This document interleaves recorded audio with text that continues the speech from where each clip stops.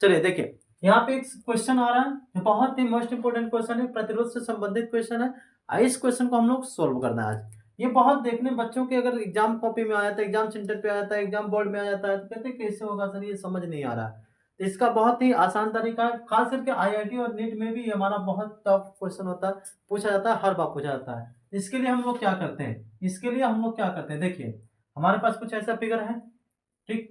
अब बीच वाले पॉइंट को हम लोग क्या मान लेंगे, सी मान लेंगे, और यहाँ पे एक हमारा ए था, ठीक है।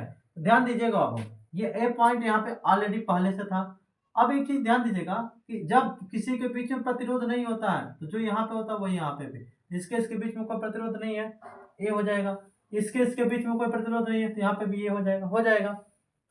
अब इसमें कितने पॉइंट मिल गए, तीन। कितने पॉइंट मिल गए, तीन। ए बी और सी। सी कहाँ है, बीच में, तो लिख लीजिए, यहाँ पे लिख लीजिएगा ए, यहाँ पे लिख लीजिएगा बी, यहाँ पे लिख लीजिएगा सी।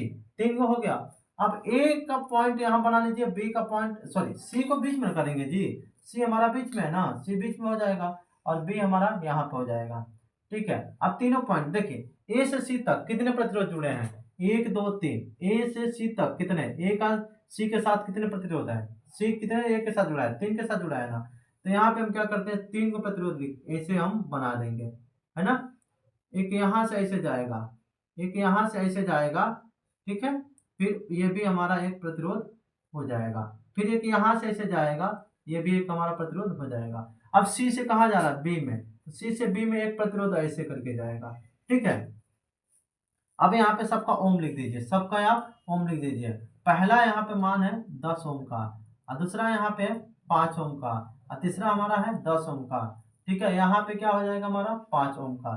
तो ये आप देखिए, ये समांतर में दिखाई दे रहा है, कैसा दिखाई दे रहा है, समांतर में। तो इसको समांतर में सोल्व करेंगे, क्या करेंगे, समांतर में सोल्व करेंगे। तो समांतर में सोल्व करेंगे तो कितना हो जाएगा, 1/10, 1/5 और 1/10।